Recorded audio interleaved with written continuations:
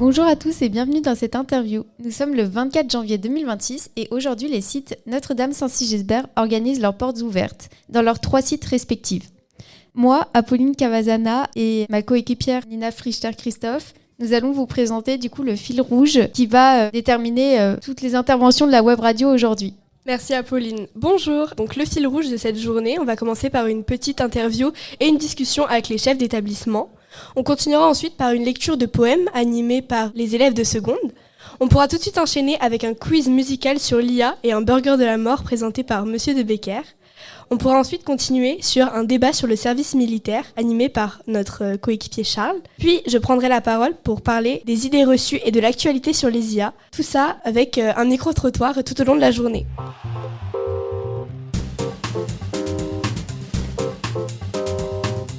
Bonjour à tous et bienvenue dans cette émission. Aujourd'hui, comme vous le savez, les sites Notre-Dame-Saint-Sigisbert organisent leurs portes ouvertes dans leurs 3 bâtiments respectifs. Donc pour cette occasion, j'ai l'honneur d'accueillir Monsieur Meyer et Madame Hens. Désolée pour la prononciation, je ne sais pas si ça se prononce comme ça, dans les studios de la web radio afin de les interviewer. Bonjour Monsieur Meyer et Madame Hens.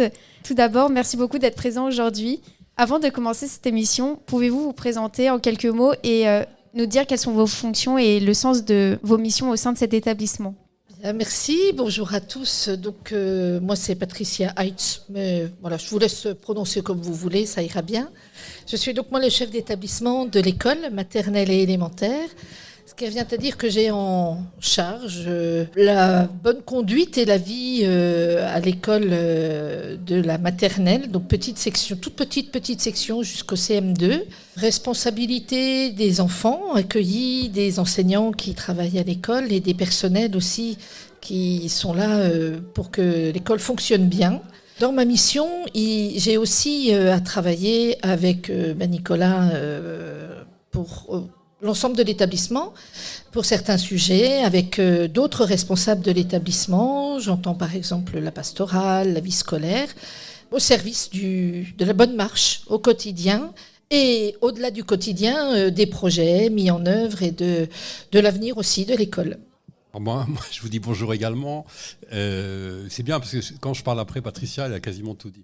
Donc, ça m'évite de répéter beaucoup de choses. Mais alors je suis effectivement le chef d'établissement du collège et du lycée et des classes prépa pour les classes prépa. Et donc ça veut dire que pour l'ensemble de l'établissement, je travaille effectivement avec Patricia pour tout ce qui concerne tout l'établissement.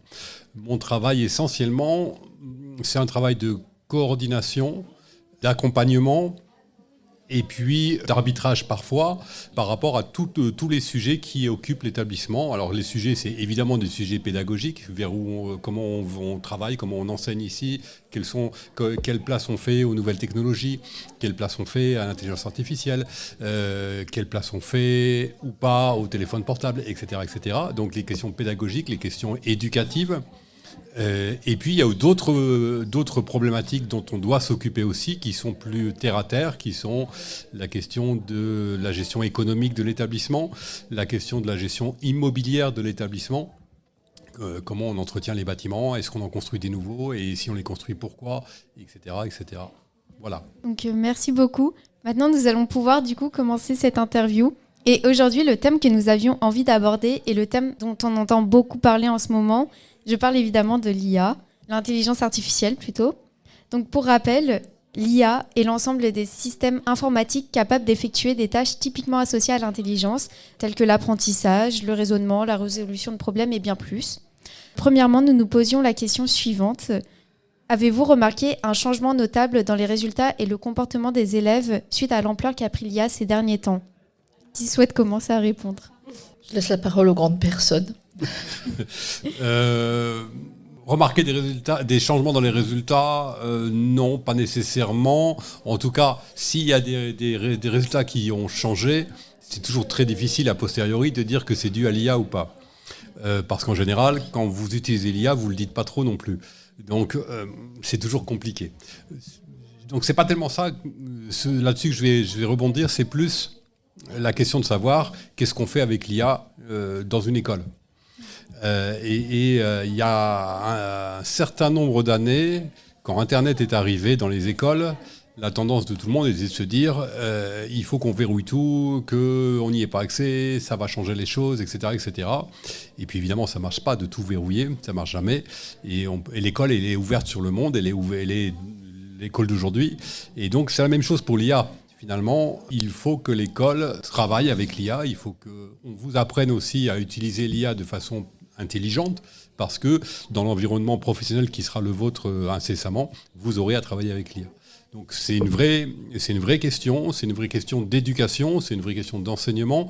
Et si on se contente d'aborder la question de l'IA en se disant c'est juste un outil qui permet de tricher plus rapidement ou de faire ses devoirs à tel ou tel, sincèrement, c'est pas vraiment là où est le débat.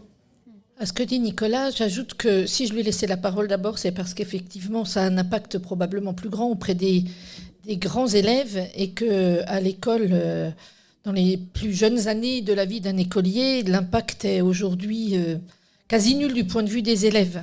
Néanmoins, il convient quand même que ces nouvelles technologies, tout comme toutes celles qui se sont invitées au fil des dernières décennies, c'est important qu'on leur fasse la place à l'école et qu'on réfléchisse à comment on les intègre dans nos pratiques sans les diaboliser, en repérant aussi toutes les vertus et toutes les possibilités, mais en restant évidemment, pour les adultes que nous sommes tous, enseignants, personnels et évidemment quand on est chef d'établissement aussi, qu'on reste dans une réflexion qui sans cesse se demande est-ce que c'est pertinent, pas pertinent, comment on s'y prend, qu'est-ce qu'on privilégie. Enfin, il y a des arbitrages à poser, mais clairement, à l'école, l'impact auprès des élèves est aujourd'hui dérisoire. Oui. Vous voyez l'IA plutôt comme une opportunité vers une nouvelle méthode d'apprentissage de la part des profs ou plutôt comme un danger dans les années à venir ? Moi, je le vois clairement comme une opportunité ou comme un outil pour les enseignants pour pouvoir mieux appréhender l'hétérogénéité des élèves et proposer un certain nombre d'activités qui soient mieux adaptées aux profils différents de leurs élèves. Parce qu'effectivement, vous savez, dans vos classes, tout le monde n'a pas les mêmes facilités, tout le monde n'a pas les mêmes capacités ou compétences selon les uns et les autres. Et l'IA permet de produire de façon facile, enfin en tout cas rapide, une variété d'exercices qui peut s'adapter au profil des uns et des autres. Pour moi, cet aspect-là de l'IA est une vraie opportunité. Après, d'une façon beaucoup plus générale, quelles que soient les applications liées à l'IA, ce qui me semble nécessaire d'avoir à l'esprit en permanence, c'est que l'IA doit rester un outil au service de celui qui l'utilise. Et surtout pas remplacer celui qui l'utilise et penser à sa place. Pareil, je pense que c'est réellement une opportunité, notamment pour les enseignants qui peuvent découvrir là des manières de travailler qui peuvent leur permettre de gagner du temps, mais dans le très bon sens et noble sens du terme, produire, je pense, dans des temps défiant l'intelligence humaine, des supports de travail pour les élèves, des documents de travail pour eux, permettant de varier aussi les portes d'entrée ou les manières dont ils vont pouvoir travailler ou faire travailler leurs élèves et travailler avec eux. Il y a quelque chose qui facilite quand même l'accès à des vidéos, des audios, voilà, donc qui peuvent ouvrir vers des supports qu'on n'utilise peut-être encore pas tant que ça. Le danger, pour moi, il viendra plutôt à grande échelle, c'est-à-dire que ce qu'on craint un petit peu aujourd'hui, c'est comment les arbitrages sont posés, comment on filtre, comment on cadre. Mais là, c'est les grands de ce monde et c'est vraiment les personnes qui génèrent et qui régulent, mais à des échelles énormes, pas les nôtres. Donc voilà. Mais à notre niveau, je pense qu'il faut qu'on continue d'apprendre à repérer les bonnes intelligences artificielles et puis qu'on les mobilise de manière pertinente. Mais ça viendra aussi de comment on travaille ensemble. Et je pense qu'au sein de nos équipes, on a aussi là des ressources et le croisement de regards, les échanges de bonnes pratiques peuvent aussi influencer très favorablement les usages. Merci beaucoup. Et vous-même, dans votre travail, utilisez-vous l'IA ? Et si oui, de quelle façon ? Et trouvez-vous que ça vous est utile au quotidien ? Niveau débutant, moi. C'est là où je vais me sentir très vieux. J'ai essayé, mais ça ne me convainc pas du tout. Non, j'ai essayé de faire pour voir, de faire un ou deux discours, faire, mais sincèrement, ce que ça produit, c'était vraiment pas content. Je préfère faire mes discours tout seul. Mais j'ai eu des démonstrations, des choses qui sont étonnamment bluffantes sur des synthèses de documents. Et ça, je pense qu'un jour ou l'autre, je finirai par les utiliser. Quelques utilisations, voilà, mais presque ayant valeur de test. Pour l'instant, je trouve que c'est très chronophage de s'entraîner. Je pense que plus on en fait, meilleur on devient. Par exemple, les prompts, je pense qu'il faut avoir un petit peu d'exercice pour être bon dans la manipulation et faire les bonnes demandes, bien les orienter. L'utilisation que j'ai pu en faire jusqu'alors m'emmène plutôt vers des réponses un peu standardisées qui ne me convainquent pas du tout. Donc, mais par contre, donner à une IA des infos et lui permettre de le transformer en diagramme, diaporama ou audio ou vidéo, ouais, je trouve ça vraiment, vraiment impressionnant. On a pu faire un essai de synthèse de réunion réalisé par l'IA et là, pareil, un gain de temps énorme, mais ça demande sans doute une phase d'exercice et pour avoir un peu d'aisance, que pour l'instant, non, je n'ai pas du tout.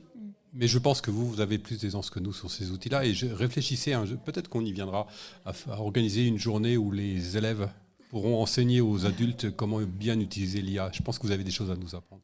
Oui, certainement. On peut vous renvoyer la question. Est-ce que vous l'utilisez ? Je l'utilise peut-être pas toujours de manière très intéressante, mais j'essaye de m'en servir pour réviser. Demander à l'IA notamment de me créer une série d'exercices auxquels je peux m'entraîner à exercer mes cours. Mais c'est vrai que des fois, par faute de temps, l'IA, c'est là un peu la solution facile, c'est sûr. Souvent, les profs d'ailleurs s'en rendent compte parce que c'est assez flagrant. Mais on essaye de limiter au maximum, c'est sûr, l'utilisation parce que, comme j'ai dit, c'est sûr que c'est une solution facile et c'est pas toujours très productif. Mais moi, je pense que ça peut être utile dans certains cas. Merci pour cette question. Et pour conclure cette interview, quel conseil donneriez-vous aux élèves de Saint-Sigisbert par rapport à l'IA, justement ? Celui que je vous ai donné tout à l'heure. Continuez à penser par vous-même. Ça, c'est absolument fondamental. Et pour penser par soi-même, il faut lire de tout, écouter de tout, être curieux. Et c'est par ce qu'on va lire ou écouter ou entendre qu'on va nourrir sa pensée. Et puis utiliser l'IA de façon raisonnée, c'est-à-dire de façon à ce que ça vous rende un service et pas vous qui rendiez des services à l'IA. Oui, puis ne pas laisser la machine prendre le pouvoir, continuer à exercer l'esprit critique, à échanger entre vous, à vous nourrir aussi de valeurs sûres, enfin à vous tourner vers des sources d'informations, de réflexions intéressantes. Et puis, garder du temps pour nourrir les relations, pour être bien vous, pour vivre, mais vivre dans la vraie vie et pas tomber dans la place énorme que pourrait prendre la technologie et quelqu'un qui n'est pas une personne. Ok, parfait. Et l'interview touche maintenant à sa fin. Nous vous remercions du temps que vous nous aviez consacré aujourd'hui, en espérant que cette interview vous a plu. Et petit secret, elle fut réalisée sans l'aide d'aucune IA. Merci à vous. Mais avec beaucoup d'intelligence. Oui, bonne journée. Merci à vous.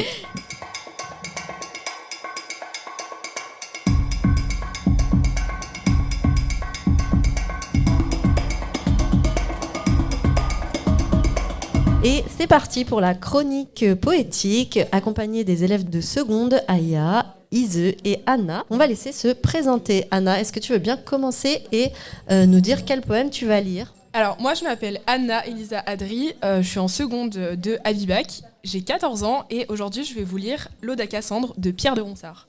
Alors moi je m'appelle Ise Picard, je suis en seconde et j'ai 14 ans et aujourd'hui je vais vous lire un poème de Joachim du Bellay, donc Heureux qui comme Ulysse. Alors moi, c'est Aya Assouna Ali, je suis en classe de seconde et aujourd'hui je vais vous lire un poème de Charles d'Orléans dedans mon livre de pensée. Avant la lecture, je vais vous parler rapidement du poète. Charles d'Orléans était un prince français et le duc d'Orléans. Quand son père est mort, il n'avait que 13 ans et il est devenu duc. En 1415, il a été capturé par les Anglais. Il a passé 25 ans en prison à la Tour de Londres. Pendant ce temps, il a écrit des poèmes sur l'amour, la tristesse et la nature. Il a été libéré en 1440 et a continué d'écrire. Il est mort en 1465. J'ai choisi le poème dans mon livre de pensée parce qu'il montre bien la souffrance du poète. Le poète compare son cœur à un livre rempli de souffrance. J'ai trouvé ce poème assez touchant et je me suis dit que ce serait intéressant de le partager avec vous. Je vais passer à la lecture du poème. Dedans mon livre de pensée, j'ai trouvé écrivant mon cœur la vraie histoire de douleur, de larmes tout enluminées, en effaçant la très aimée. Image de plaisante douceur, dedans mon livre de pensée. J'ai trouvé écrivant mon cœur, hélas, où là mon cœur trouvé. Les grosses gouttes de sueur lui saillent de peine et labeur, qu'il y prend de nuit et journée, dedans mon livre de pensée de Charles d'Orléans. Merci pour votre écoute. Merci Aya. Ise, tu veux continuer ? Oui, donc juste avant de vous lire le poème, je vais vous présenter un petit peu l'auteur. Donc Joachim du Bellay, c'est un poète français de la Renaissance, né en 1522 et mort en 1560. Il faisait partie du groupe de la Pléiade et il défend la langue française et cherche à l'enrichir par la poésie. Il est surtout connu pour ses recueils Les Antiquités de Rome et les Regrets, écrits lors de son séjour à Rome et dans lesquels il exprime sa nostalgie de la France. Du Bellay aimait profondément sa patrie et ses terres, et dans le poème que je vais vous lire, il exprime la nostalgie de son pays. J'ai beaucoup aimé ce poème, car je le trouve très émotif et beau. Joachim du Bellay veut retourner chez lui. Je vais maintenant lire le poème. Heureux qui, comme Ulysse, a fait un beau voyage, ou comme sais-tu-là, qui conquit la toison, et puis est retourné, plein d'usage et raison, vivant entre ses parents le reste de son âge. Quand reverrai-je hélas de mon petit village, fumer la cheminée et en quelle saison ? Reverrai-je le clos de ma pauvre maison, qui m'est une province et beaucoup d'avantages. Plus me plaît le séjour qu'ont bâti mes aïeux, que des palais romains le front audacieux. Plus que le marbre dur me plaît l'ardoise fine, plus mon Loire gaulois que le Tibre latin, plus mon petit Liré que le mont Palatin, et plus que l'air marin, la douceur angevine. Joachim du Bellay. Merci de m'avoir écouté. Merci Ise. Et on termine avec Anna. Alors, toujours moi, toujours Anna. Alors aujourd'hui, je vais vous lire l'Ode à Cassandre de Pierre de Ronsard. Pierre de Ronsard, c'était un poète français du XVIe siècle qui était membre du groupe de la Pléiade. Il cherchait à enrichir la langue française. Il était notamment avec Joachim du Bellay. Il écrit principalement des poèmes sur l'amour, la nature, le temps qui passe. Et en fait, l'Ode à Cassandre, donc le poème que je vais vous lire, c'est un poème dans lequel Ronsard s'adresse à une jeune femme pour l'encourager à profiter de sa jeunesse, comparé à une rose qui fane rapidement. Donc le poète illustre le thème du carpe diem. Donc j'ai choisi ce poème parce que le message est toujours d'actualité. Il rappelle qu'il faut profiter du moment présent et de la jeunesse avant que le temps ne passe. Alors je vais maintenant passer à la lecture du poème. L'Ode à Cassandre. Mignonne, allons voir si la rose, qui ce matin avait déclose sa robe de pourpre au soleil, a point perdu cette vesprée. Les plis de sa robe pourprée et son teint au vôtre pareil. Là, voyez comme en peu d'espace, mignonne, elle a dessus la place. Là, ses beautés laissent choisir. Oh, vraiment m'arrête, nature. Puis qu'une telle fleur ne dure que du matin jusqu'au soir. Donc, si vous me croyez, mignonne, tandis que votre âge fleuronne, en sa plus verte nouveauté, cueillez votre jeunesse, comme à cette fleur la vieillesse fera ternir votre beauté. Pierre de Ronsard. Merci à vous trois pour cette interlude poétique. C'était très agréable à entendre. On vous souhaite une belle fin de journée et merci à vous. Merci.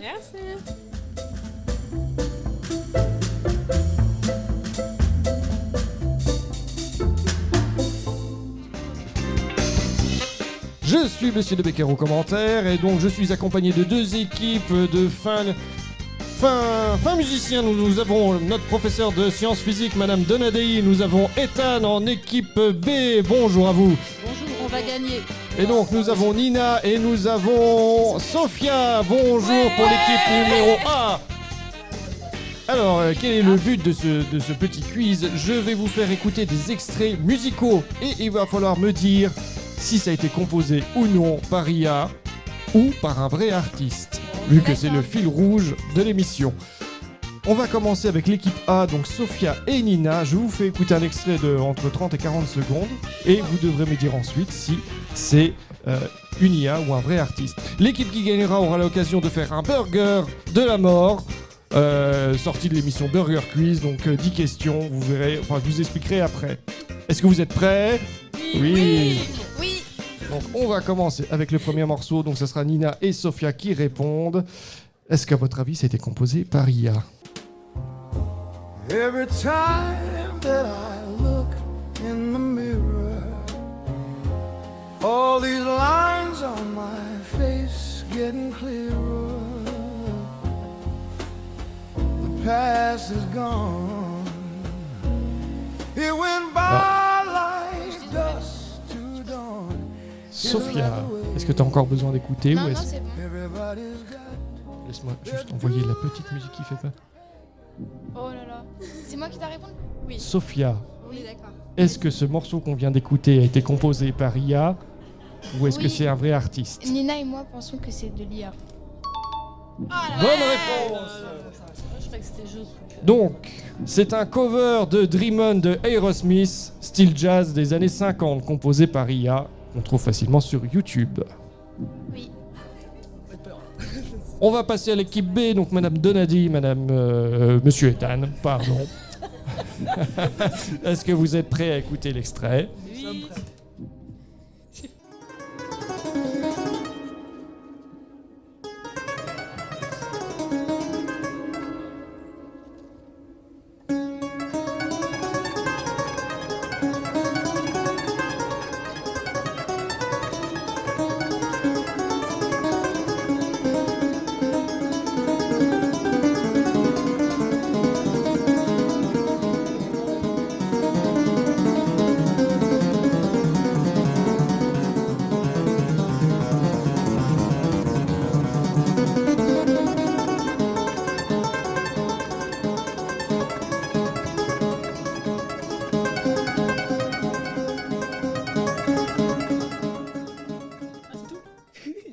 Alors, petite question, pourquoi on a un cas plus difficile que pour nous Mauvais Le joueur. style est différent, ce n'est pas plus difficile.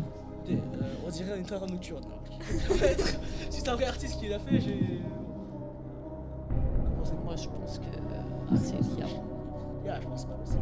Personne ne s'est pas réveillé et a fait ça. Je pense que non, c'est de l'IA. C'est votre dernier mot ? Notre dernier mot IA. On va Oui. dire que oui. Aïe aïe aïe. C'était le morceau Chromatic Fantasy composé par Jean-Sébastien Bach, enregistré par Robert Hill en 1999. Aïe aïe aïe. Jusqu'arrive. Non, mais Bab est très fort. On va juste faire une pause dans ce quiz musical. On reprend l'enregistrement juste après, on fera un montage. Merci, à tout de suite. On reste les mêmes équipes, vous aurez le temps ? Ah oui, bien sûr. Super, merci, à tout de suite. Et c'est reparti, on reprend le quiz musical en trombe, merci. C'est toujours Monsieur De Becker en animateur, je suis toujours accompagné de l'équipe B, Madame Donadi et Monsieur Ethan qui se sont lamentablement ramassés sur Jean-Sébastien Bach. Oh là là.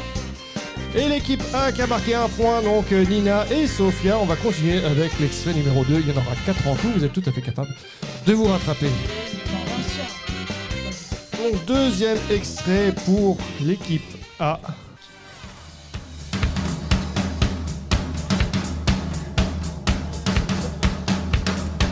When you hit the dance floor, you gotta be jumping jack. Jump on in, jumping. When you hit the dance floor, you gotta be jumping jack. Jump on in, jumping. Like wild train, roll right off your track. Whoa, whoa, you just can't stop. Like wild train, roll right off your track. Whoa, whoa, watch it, watch it.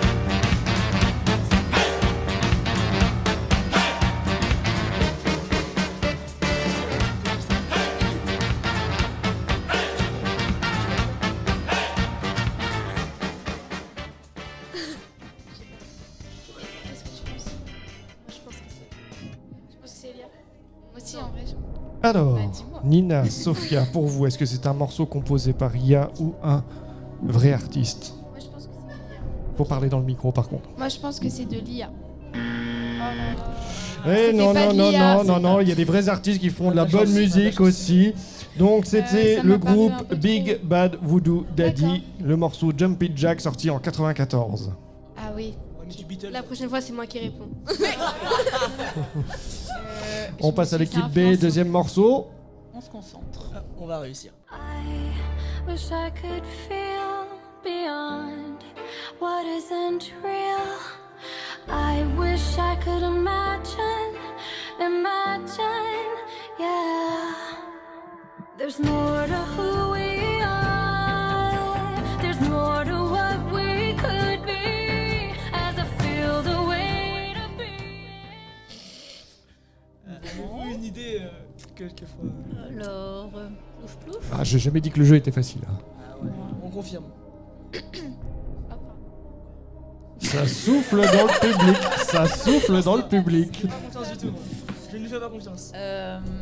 Allez, on se lance. Bah, je vous laisse. Moi, je me suis déjà ramassé une fois. Alors, je vais pas faire deux fois. Si vous perdez, c'est Allez, nous pensons que c'est de l'IA. Bravo, très fort. Alors, que je donne quand même les informations. Le morceau A2, non, c'était B2, pardon. C'est le morceau Break Free, produit et composé par IA, mais les paroles sont de Taryn Southern. Voilà, donc on peut créer un morceau en donnant les paroles et l'IA fait la Très musique dangereux. derrière. Vous connaissiez évidemment. Dangereux. Troisième morceau pour l'équipe A, vous êtes prêts? Ok, On est paré. oui. Celui-là, c'est cadeau.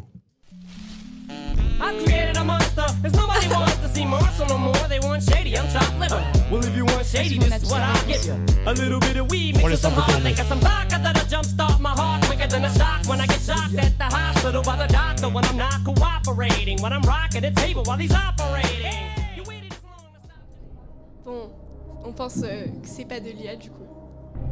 Super son d'Eminem. Effectivement, donc c'était Without Me de Eminem, sorti en 2002.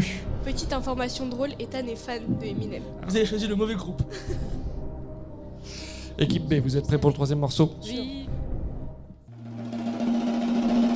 I've created a monster, 'cause nobody wants to see Marshall no more.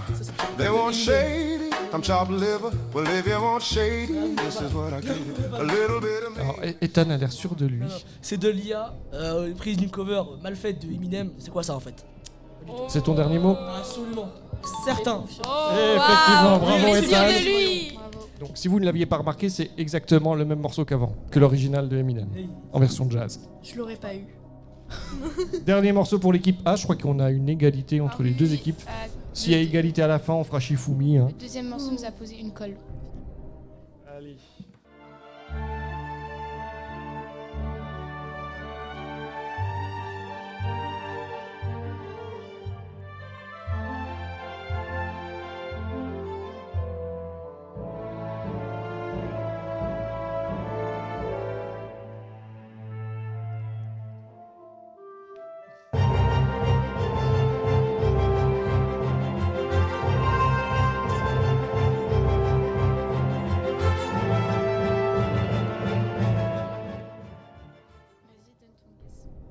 Alors, mesdemoiselles, est-ce que ce morceau de musique a été composé par IA ou par un vrai artiste? Elles sont en plein débat. Nos points de vue ne sont pas d'accord. Donne ta réponse. Non. Alors, Sophia, tu dirais quoi? Sans forcément valider. Ok, moi je dirais.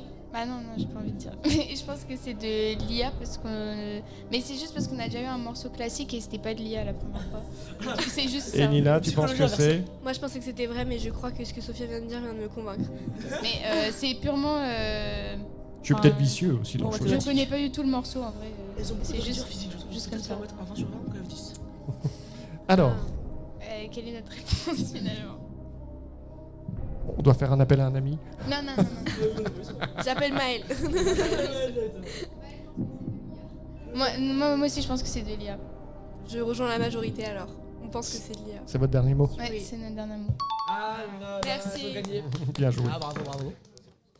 Alors, on passe sur le dernier morceau pour l'équipe B. On ne souffle pas dans le public.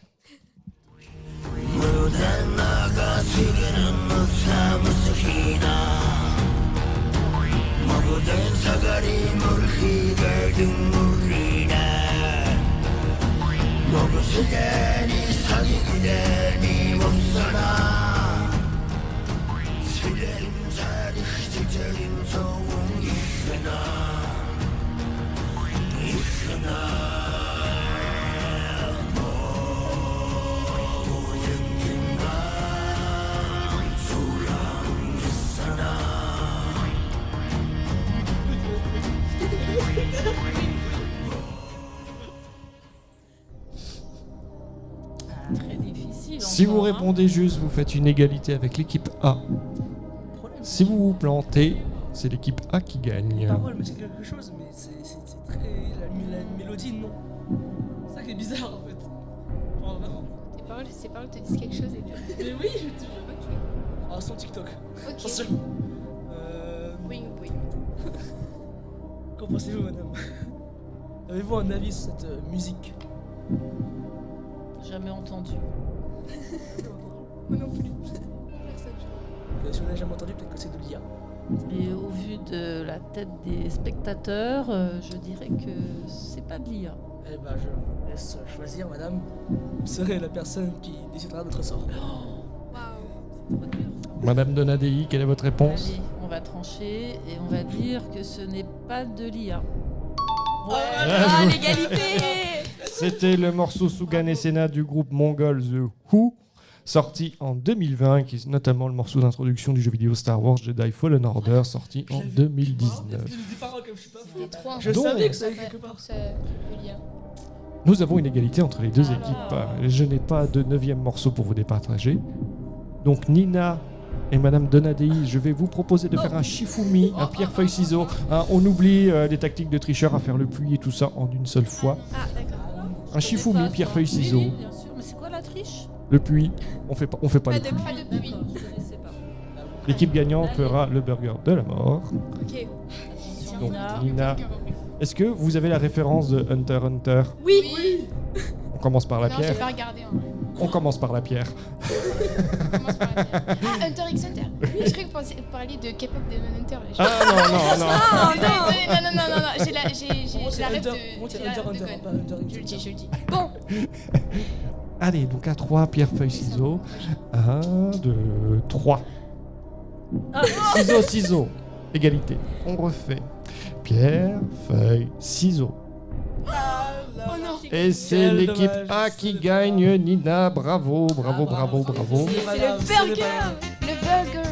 Donc Nina et Sophia vont participer au burger de la mort. On va se dépêcher parce qu'il y a des gens qui nous attendent. Donc, mesdemoiselles, je vais vous poser 10 questions. Vous n'avez pas le droit de me répondre avant la fin des 10 questions. Et à la fin des 10 questions, vous devez me donner les 10 réponses dans l'ordre. Si vous me donnez les 5 premières réponses dans l'ordre, vous gagnez le petit burger de la mort. Et si vous me donnez les 10 bonnes réponses dans l'ordre, vous gagnez le grand burger de la mort. Et 5 000 € pendant 1 an tous les mois, offert par Notre-Dame Saint-Sigisbert. Non, je déconne. Non, on n'a pas de moyens ici à l'établissement, je suis désolé. Quel dommage. Allez, est-ce que vous êtes prêts pour le burger de la mort?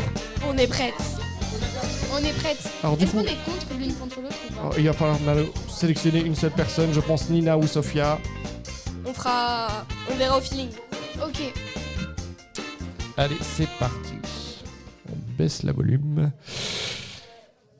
Quelle est la 3e lettre de l'alphabet?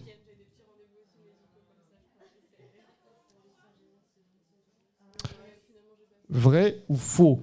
Si je cours très vite, je peux m'envoler?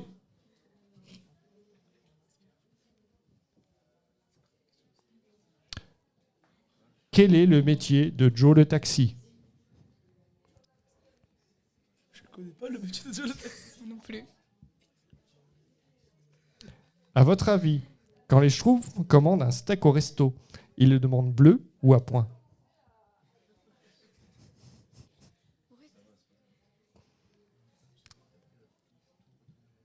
Quelle est la couleur du cheval blanc de Napoléon?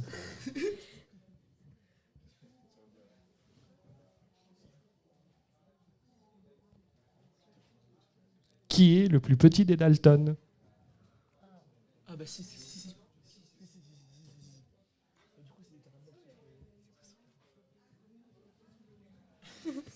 Combien font 4 x 4?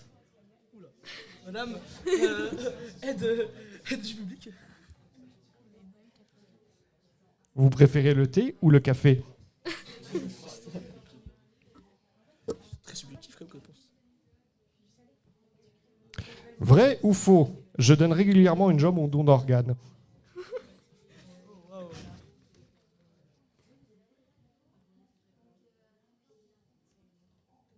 Et dernière question, pensez-vous que le raton laveur est un animal maniaque? Quand vous voulez. Tu veux y aller? J'ai pas les 5 dernières, je pense. Moi, J'en ai 5. Non, mais est-ce qu'on peut faire. Oui, vous pouvez faire en équipe. On voit. La première, je pense qu'on est d'accord. C'est Mhm. faux. Oui. Faux. Taxi. Taxi. Bleu. Bleu. Blanc. Blanc. Petit Dalton. Allez, on va dire que ça passe. Joe. Ok, attends. Après, j'ai plus. Ah bah oui. Attendez. Les Dalton, ça m'a perdu. Bah si, moi j'ai fait. Attendez. Moment de réflexion. Attendez.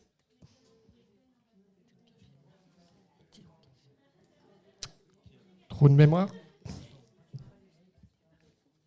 Essaye. Faux. Non.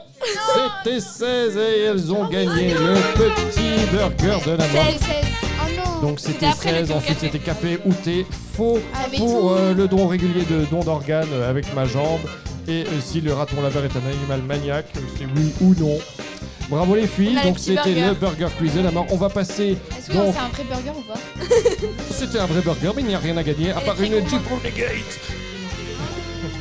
On va passer au débat sur le service militaire. Restez avec nous. À tout de suite. Au revoir. Merci beaucoup. Merci de votre participation, Madame Donaï, Ethan et Sophia et Nina. Merci à vous. Merci, monsieur de Becker. Bonjour et bienvenue donc dans la partie débat de cette web radio. Donc ça va être un débat sur le service militaire et donc besoin un petit peu d'introduction et de contexte pour que le débat se déroule au mieux. Donc le service militaire en France, il a débuté en 1798 avec la loi Jourdan-Delbrel sous le Directoire. Donc du coup qui instaure la conscription. Il est rendu réellement égalitaire en 1908 et il devient un pilier de la société française, notamment durant les 2 guerres mondiales et après 1945, en particulier pendant la guerre d'Algérie en 1997.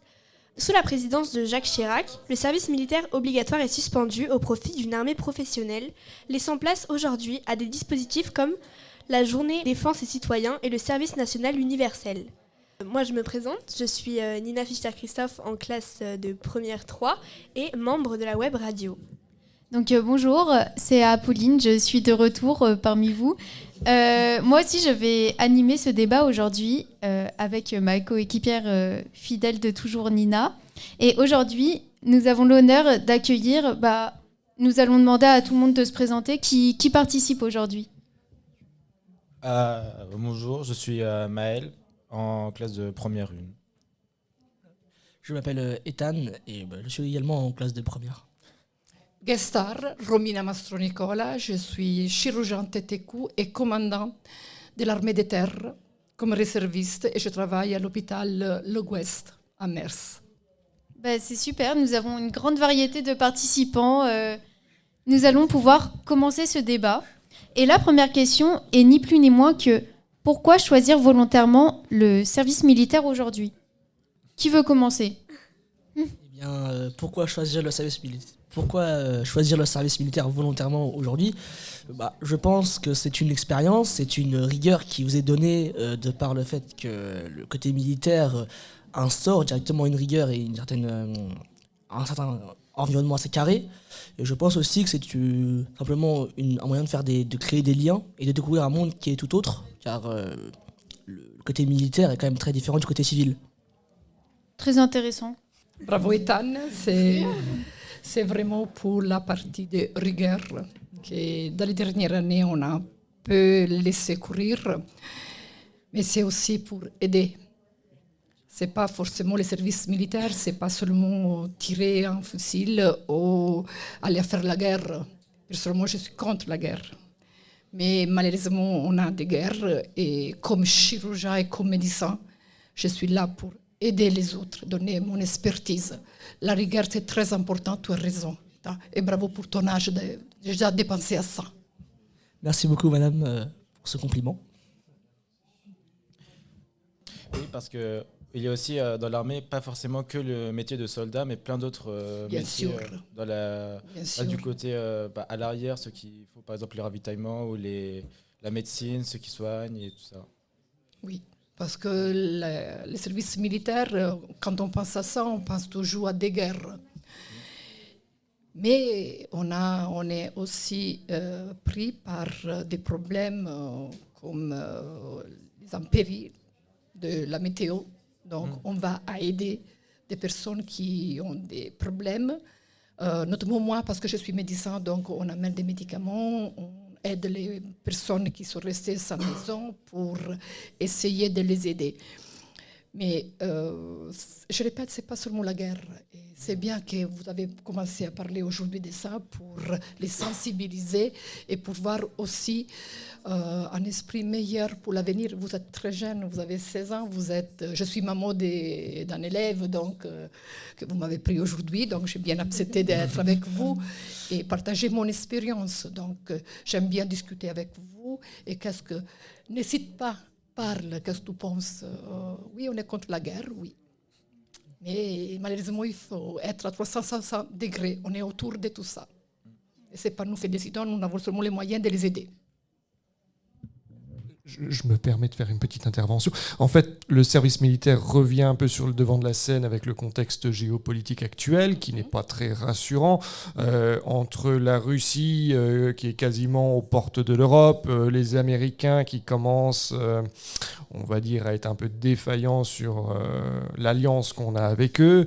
Ça revient un peu sur le devant de la scène aussi avec nos politiques qui proposent ça. Donc, moi, j'aurais une question à nos élèves. Est-ce que...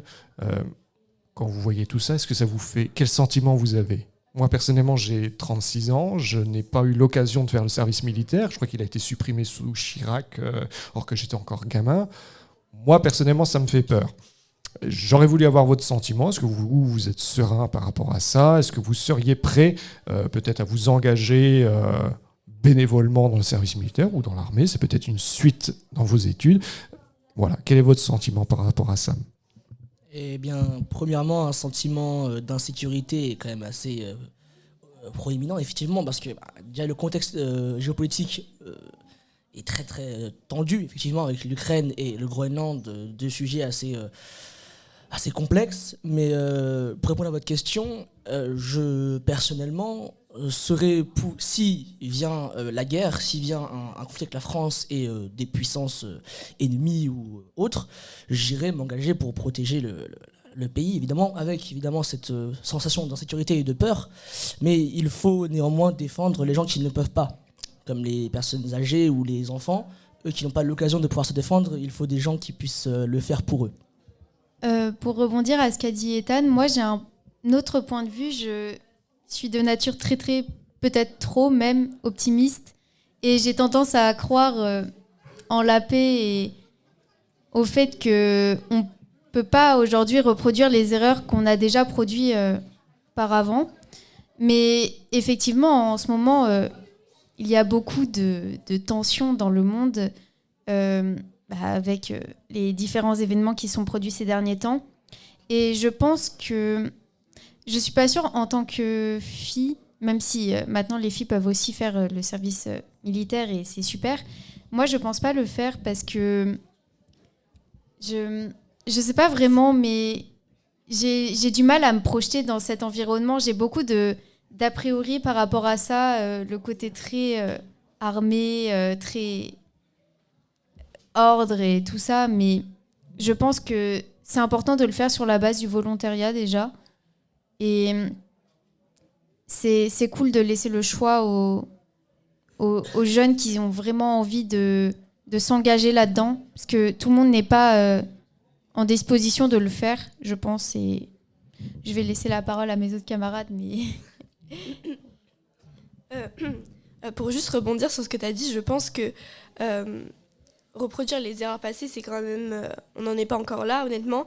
Et juste le fait de s'engager, personnellement, en tant que fille, comme tu l'as dit, je serais prête à m'engager pour mon pays, pour pouvoir l'aider juste, pas comme arme de dissuasion, mais pour me figurer quand même à peu près de comment ça va se passer, etc. Et de me dire que si on a besoin, je suis là. Et que même si ça prendra peut-être pas, on ne l'espère pas, des proportions comme ça a déjà pu en prendre dans le passé. Donc, on peut enchaîner avec une autre question. Est-ce que le service militaire volontaire peut-il renforcer la résilience du pays face aux crises comme les conflits, les catastrophes ou les cybermenaces ? C'est une question assez complexe. Le service militaire volontaire peut évidemment renforcer ce côté dissuasif, mais est-ce que ça va impacter les cybermenaces et tout ce qui est autre ? Je ne pense pas. Enfin, je pense que évidemment, ça montrera un professionnalisme dans l'armée française parce que ce sera des personnes qui voudront le faire, qui vont être déployées. Mais néanmoins, je pense que ça n'atténuera pas l'impact des cybermenaces qui ont déjà été envoyées vers la France. Enfin, je pense, en tout cas. Après, je crois que j'avais entendu dire que le service militaire volontaire là était limité en nombre de places. Donc ça montre aussi qu'il y a des limites au système, à ce service militaire. Vous qui êtes commandante, est-ce que vous avez vu ces derniers temps des jeunes venir s'engager volontairement ? Est-ce qu'il y a eu plus d'engagement de la part de nos jeunes ou pas ? Donc, moi, je travaille dans la médecine. C'est différent. Donc, les personnes que je vois autour de moi, ce sont des médecins, des infirmiers.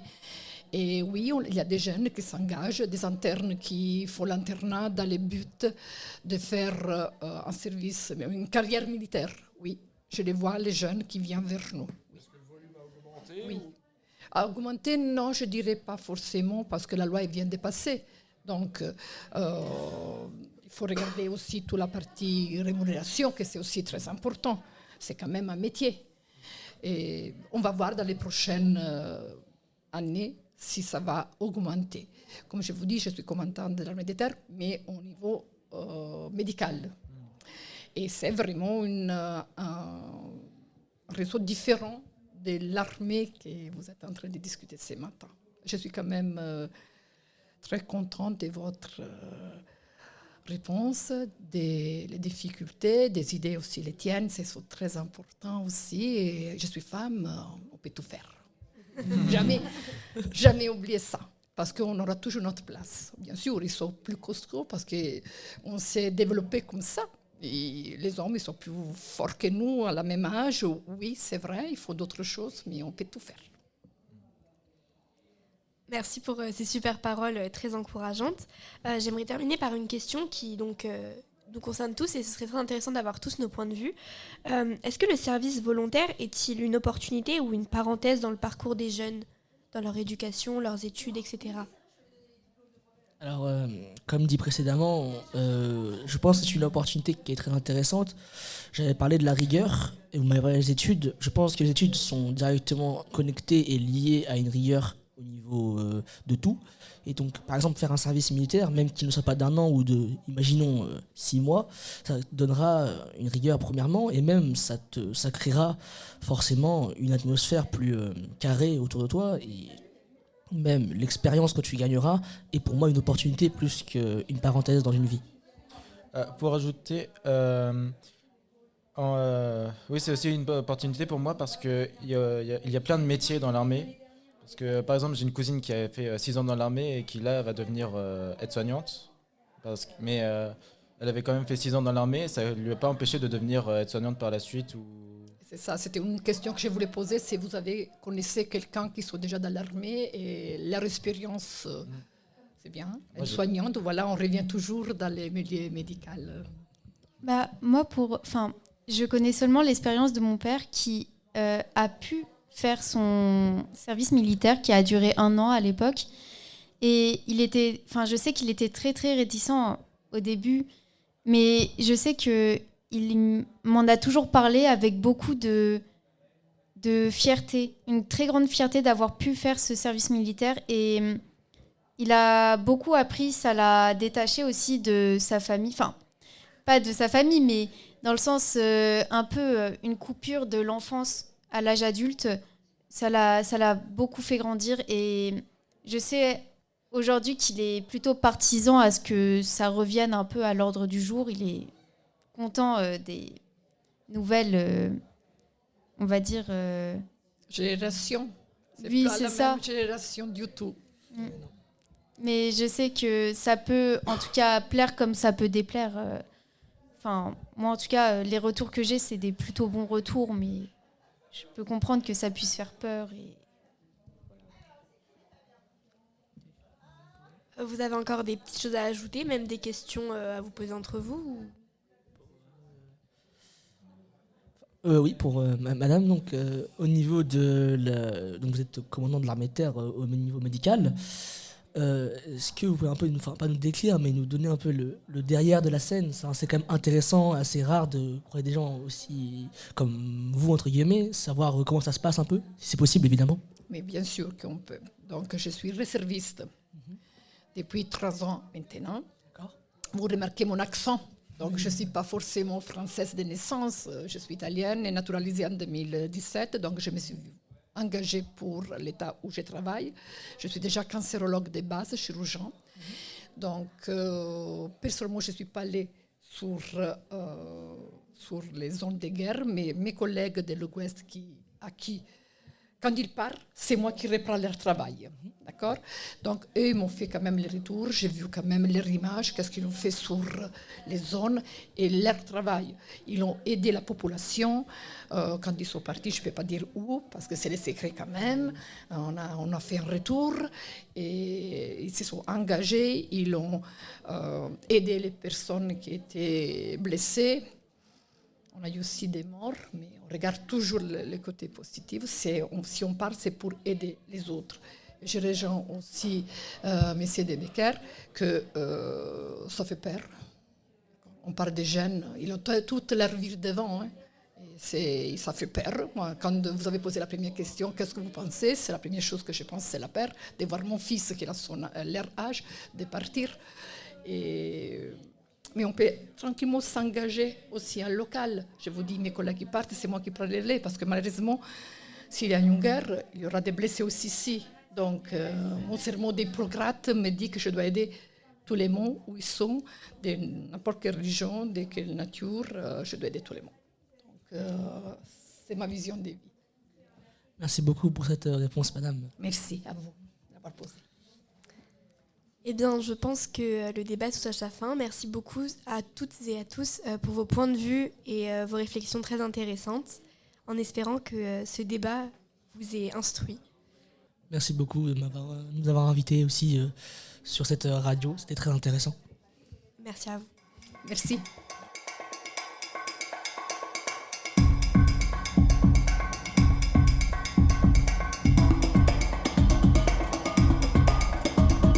Et nous revoilà pour la dernière partie de cette web radio. On va entamer le débunkage des idées reçues à propos de l'IA, parce qu'il y en a pas mal. Et pour ce faire, on est toujours avec Nina, on accueille Madame Van Vondel et Monsieur De Becker. Bonjour. Bonjour. Nina, je te laisse la parole. Merci beaucoup. Alors, aujourd'hui, on a beaucoup parlé de l'IA et on a souvent des idées très floues, voire carrément fausses. Alors, on va commencer par en faire un debunk. Et par debunk, j'entends voir les idées reçues et les clichés. Donc, autour de la table, est-ce que vous avez peut-être des idées reçues ou des clichés sur les IA? Est-ce que si je dis Terminator, ça passe dedans ou... Totalement, bien sûr. Fin du monde, Skynet. emprise par l'IA qui va nous commander, nous dicter tout ce qu'on doit faire. Voilà, pour les idées reçues. Bah, c'est parfait, ça rejoint totalement ce que j'avais prévu. Alors, donc, on va remettre les idées au clair. L'IA, elle n'est pas consciente. Elle a ni émotion, ni intention, ni conscience. Et elle fonctionne grâce à des calculs et des statistiques. C'est un peu comme une machine qui va prédire la chose la plus probable d'arriver. Donc, alors, même si dans la culture populaire, donc avec Terminator, ou encore une série comme Black Mirror, des jeux comme Detroit Become Human, etc., on nous a quand même donné des idées de l'IA qui va nous contrôler, etc. Mais non, on en est vraiment encore loin et c'est même pas sûr d'arriver un jour. On peut se rassurer sur ce point-là. Est-ce que du coup, tu peux nous rassurer sur pourquoi ça n'arrivera pas? C'est parce que enfin justement, ce que tu as dit, ça n'a pas de conscience, c'est créé par l'humain, Voilà. etc. Ça répondra toujours à des questions et elle peut pas vraiment prendre des décisions par elle-même. Elle peut donner l'impression d'en prendre, mais c'est juste les choses les plus rationnelles, entre guillemets. J'ai pourtant entendu dire à la radio que l'IA avait joué des tours concernant des chefs d'entreprise qui recevaient des lettres dénonçant des liaisons extra-conjugales de la part de certains de leurs salariés. Et ça fait un petit peu frémir les uns et les autres. Donc l'IA a quand même un certain pouvoir. Peut-être que ça a été orchestré par d'autres collègues, etc. À force d'être entraînée, certainement, elle a su sur quel biais elle pouvait appuyer. Ouais, il y a une célèbre phrase qui me revient en tête, c'est « Il n'y a pas de mauvais outils, il n'y a que des mauvais utilisateurs ». Un marteau, en soi, un marteau, ça sert à planter des clous, ça ne sert pas à fracasser le crâne à quelqu'un. Bref. Exactement. Par contre, moi j'ai entendu parler de l'IA où ils avaient mis un ministre IA, je crois que c'était au Pakistan, si je dis pas de bêtises, où tu dis où une IA n'a pas de sentiments, ne fait que des calculs. Le problème, c'est que on a quand même des humains derrière qui essayent de programmer tout ça pour que ça s'en rapproche le plus, que ça soit vraiment, comment dire, transparent. Ils vont simuler les émotions. Ça commence à arriver sur les poupées, ça arrive dans les chatbots qui font croire qu'on est amis, alors que non, elle va s'inspirer de d'autres conversations. Et oui, non, c'est une intelligence artificielle, il y a quelqu'un derrière. Il ne faut pas se laisser berner ni tromper, effectivement.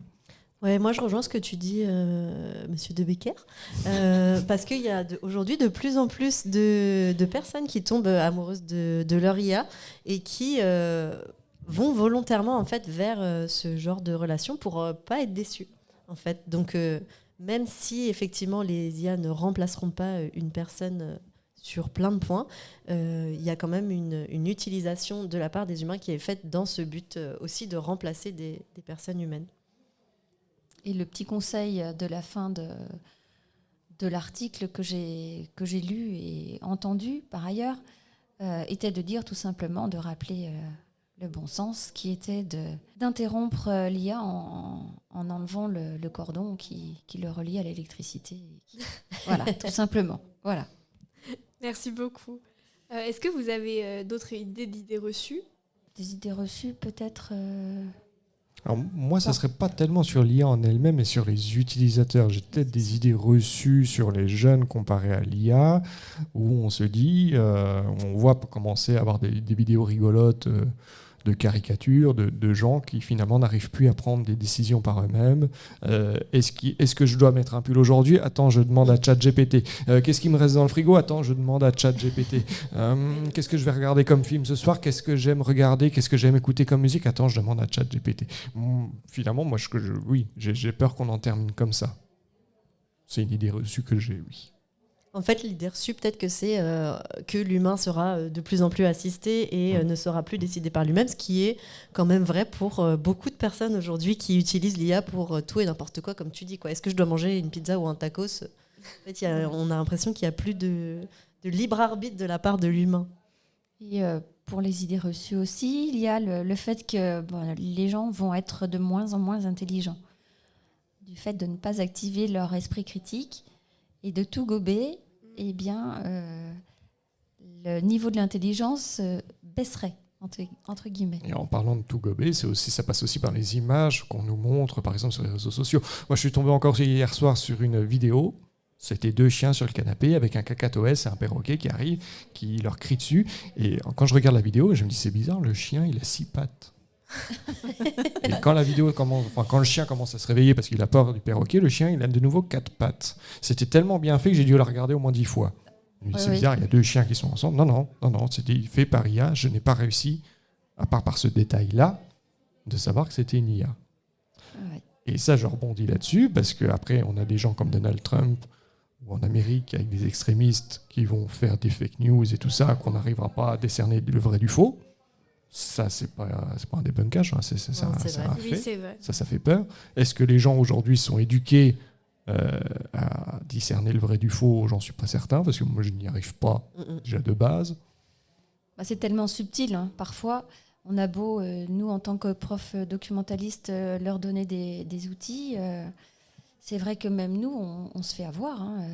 Il y a de plus en plus de vidéos qui sont vraiment, il faut aller Très chercher réaliste. un micro-détail. Très, très réaliste. Effectivement, ça va clairement jouer. En fait, je pense et ça joue déjà dans la propagation des fake news et pour s'attirer. Et toi, par exemple, Nina, c'est Nina. Oui. C'est ça. Quelle est la dernière, par exemple, vidéo ou texte que tu t'es dit, ça je suis pas sûr, est-ce que c'est de l'IA? C'est quoi la dernière chose qui te vient en mémoire où tu as eu un doute, où tu as eu besoin d'aller vérifier si c'était vrai ou faux? C'était une image, il me semble, d'une vague qui arrivait. Et bon, je sais plus vraiment, mais c'était une vague qui avait vraiment une forme très bizarre avec une couleur. Et donc moi, du coup, je vais voir dans les commentaires, je me dis, waouh, mais c'est quelque chose de génial. Et les gens, ils étaient vraiment sur d'eux, ils étaient en mode, waouh, c'est génial, c'est beau ce que la nature peut faire. Et en fait, avec quelques petites recherches, parce que je trouve ça vraiment très bizarre, il s'avérait que c'était complètement faux et il n'y avait rien du tout qui nous prouvait que c'était faux. Les gens sur la plage, d'habitude, quand on voit des images où il y a beaucoup d'informations, l'IA, elle fait quand même des choses un petit peu bizarres, des humains sans tête, donc on peut le remarquer, mais là, c'était vraiment bluffant. Et ça fait peur, parce que tout le monde dans les commentaires était d'accord sur le fait que c'était vrai. Donc, Mais le problème, c'est que l'IA est en train de s'adapter pour corriger tous ces petits trucs qu'on arrive à savoir. Le truc des mains où il y avait 6 doigts, non, maintenant ils ont réussi à corriger ça. Il y a des IA qui effacent les filigrammes, qui disent que c'est une intelligence artificielle, où il y avait Sora qui apparaît maintenant, il y en a des intelligences artificielles qui effacent ce filigrame. Avant, les IA ne pouvaient pas non plus retranscrire du texte écrit.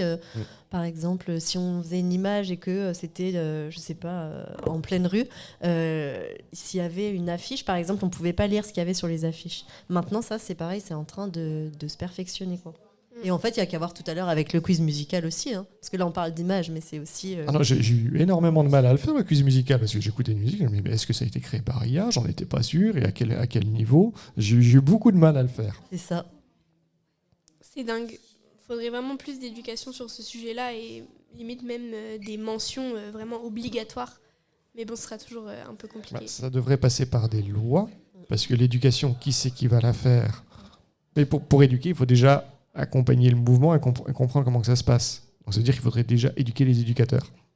Oui. Et là, ça commence à être compliqué. Oui, c'est ça.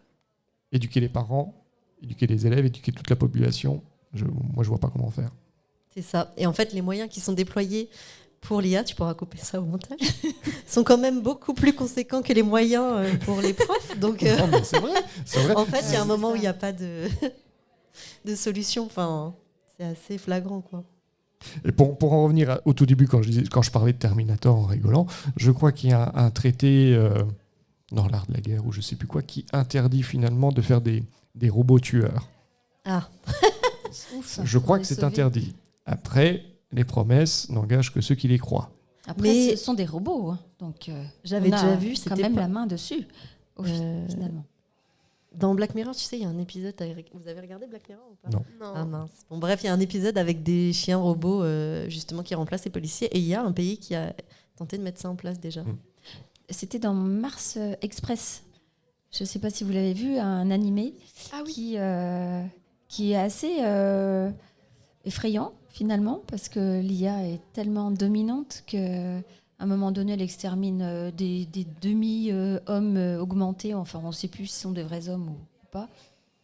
Et ça pose question quand même.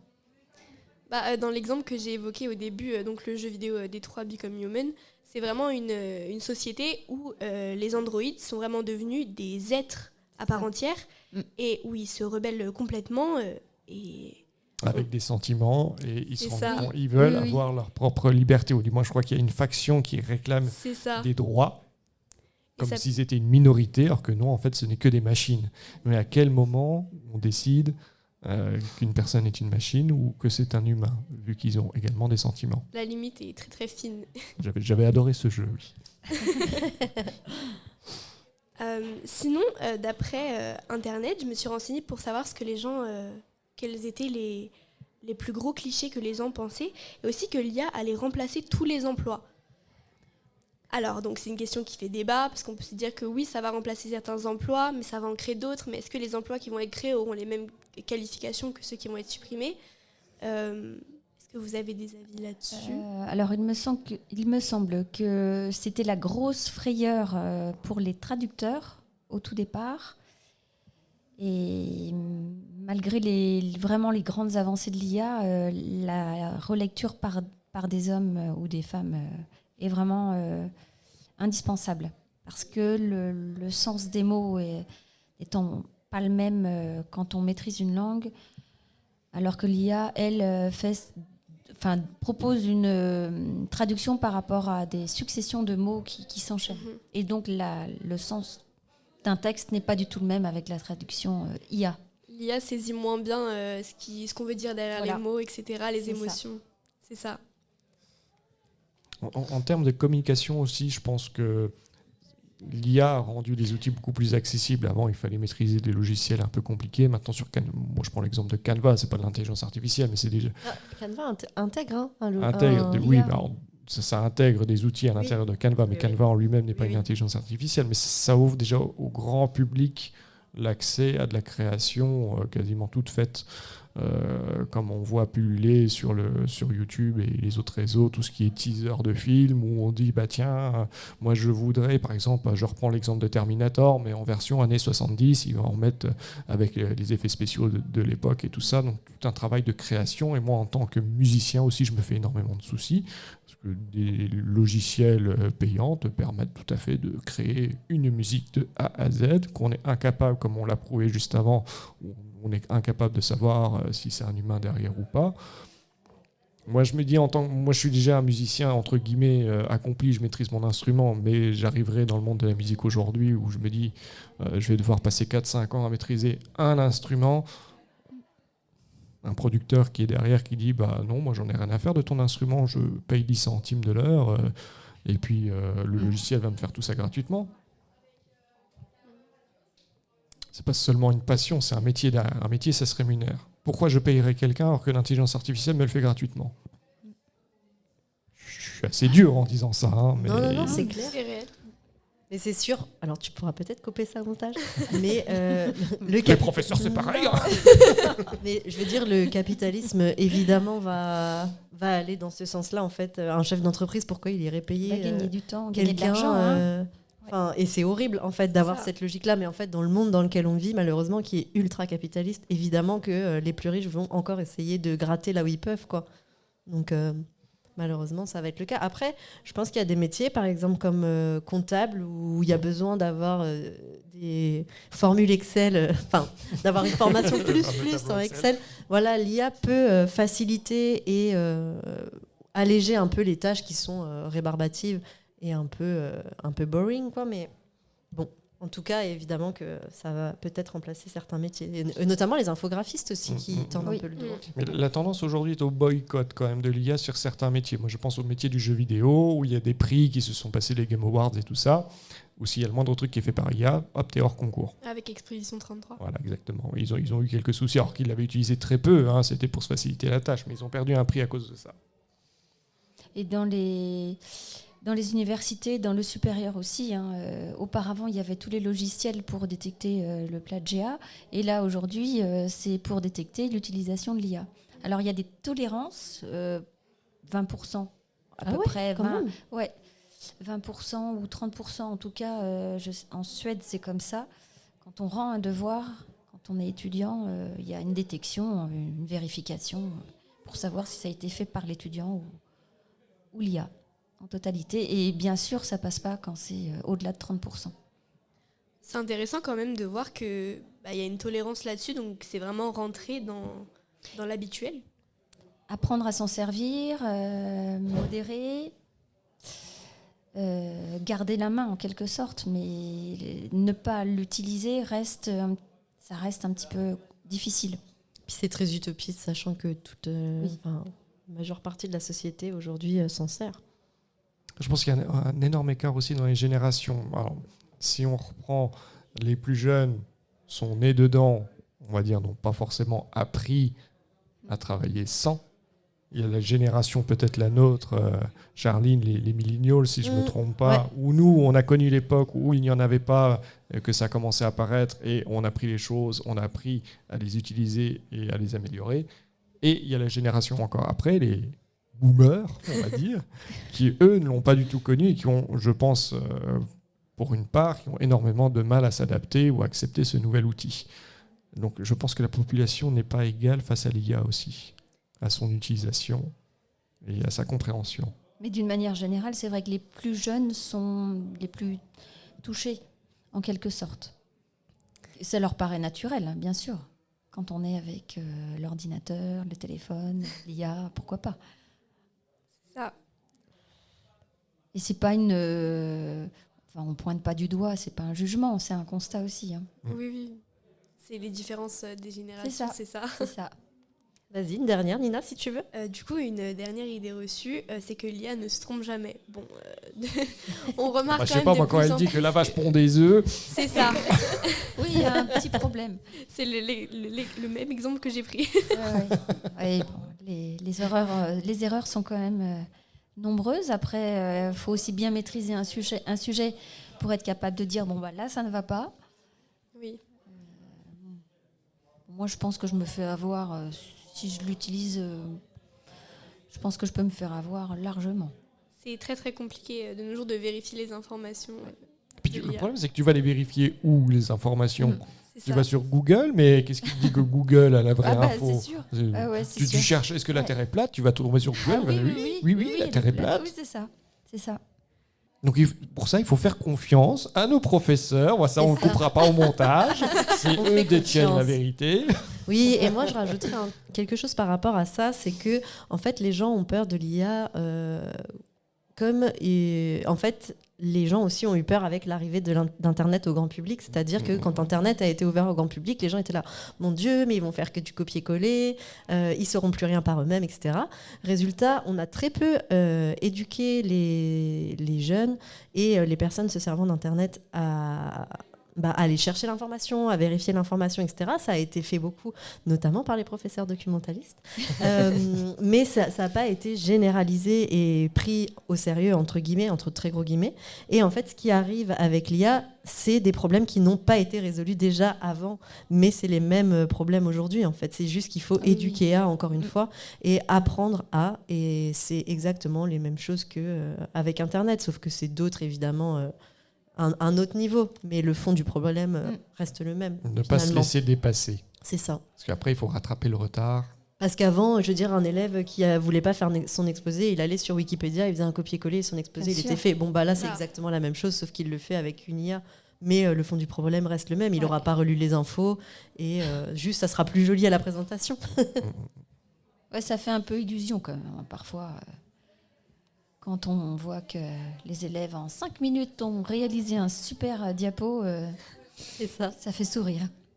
Parce qu'ils ne comprennent pas la finalité de l'exercice. Quel est le but de l'exercice? Ce n'est pas le rendu en lui-même, c'est la construction. C'est ça. C'est d'aller chercher l'information, de faire la synthèse. Structurer le contenu, enfin, ouais. Et toi, Nina, qu'est-ce que tu en penses en tant qu'élève, de ton point de vue? C'est compliqué, faut vraiment voir les différentes façons de s'en servir, etc. Après, ça dépend aussi des personnes. Il y a des gens qui ont une utilisation raisonnée, justement une bonne utilisation, on peut dire, même s'il n'y a pas de mauvaise ni vraiment de bonne utilisation. Mais c'est vrai que... c'est un peu tentant quand même. Très. On est d'accord. Honnêtement, quand on se dit qu'on peut faire nos 1h30 de devoir en 5 minutes 30, c'est quand même... assez sympathique, mais ça n'amène rien, quoi. Et par exemple, dans le cadre de la vie de tous les jours, en tant que consommateur, entre guillemets, est-ce que toi, d'écouter de la musique composée par IA, de regarder un film, on va dire, il y aura des films bientôt qui seront créés par IA, est-ce que ça te pose problème? Énormément. En fait, je pars du principe que tous ces différents types d'art, c'est des sentiments et que ça peut pas être retranscrit comme ça par des machines. Et ça me dérangerait énormément de regarder ou d'écouter. Même de faire de l'art, etc. avec ça. Après, on peut créer une nouvelle branche de l'art, justement, dédiée à ça, mais ça ne pourra pas remplacer ce qu'on a déjà, je pense. Ou alors, il faudrait une loi qui dit qu'il faut préciser que c'était fait par IA. Oui, c'est ça. Mais c'est pas en pourparler, justement? Je crois que les limites sont... un peu floues. Ouais, c'est ça. On se donne rendez-vous dans un an pour refaire le point sur exactement, avec plaisir. Bon, merci Nina en tout cas. Merci Nina. Merci à vous. Très bonne fin de journée.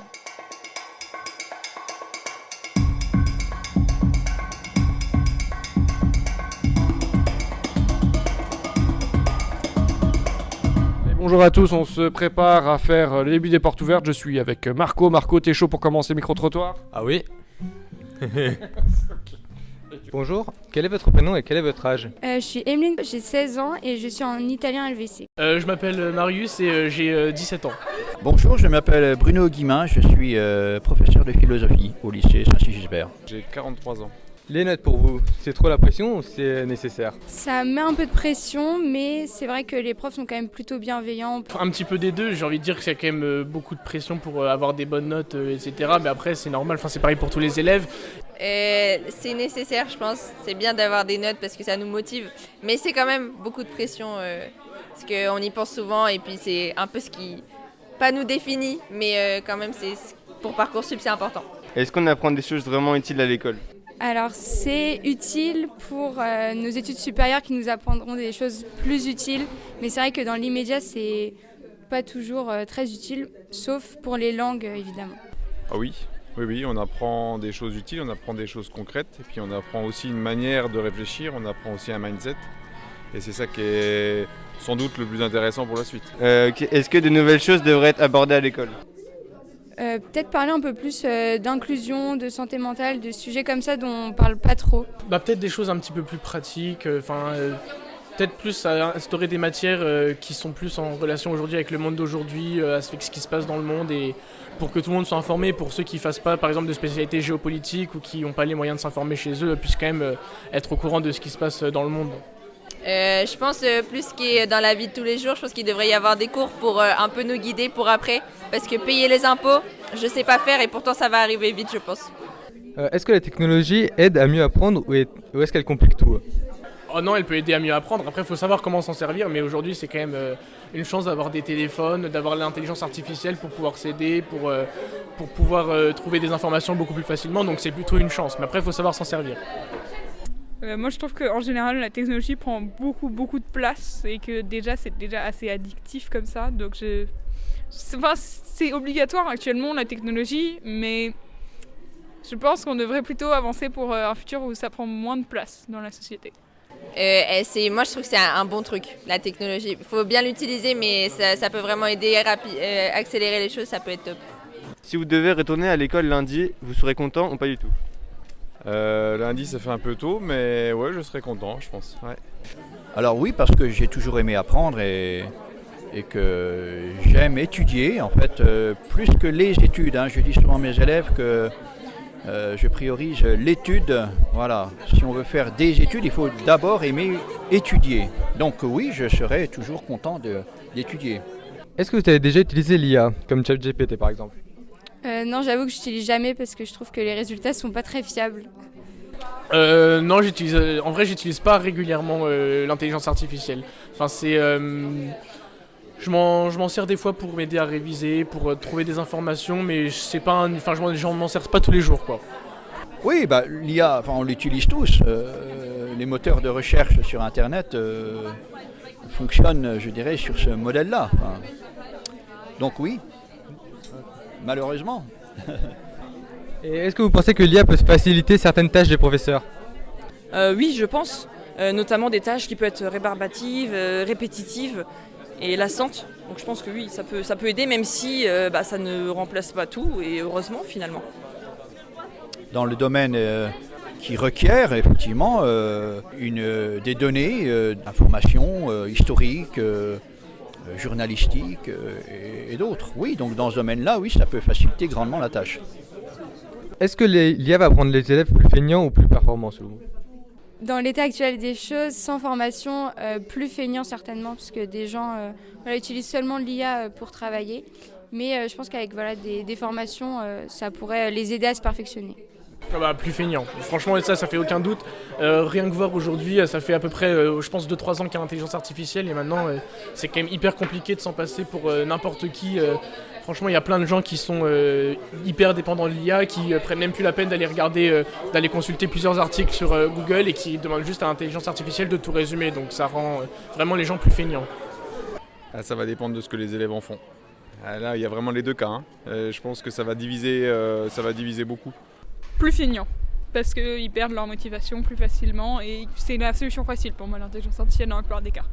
Ça peut les rendre plus fainéants parce qu'en voyant que ça fait tout vite, et ils peuvent juste être remplacés par l'IA, mais ça les rend plus fainéants, je pense.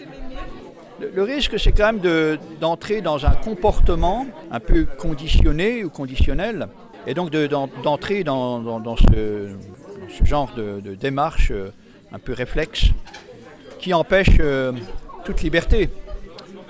En tout cas, oui, ou entre les deux, mais en tout cas, il y a des choses que les élèves ne sauront peut-être plus forcément faire, comme par exemple chercher dans un dictionnaire, chercher dans un livre.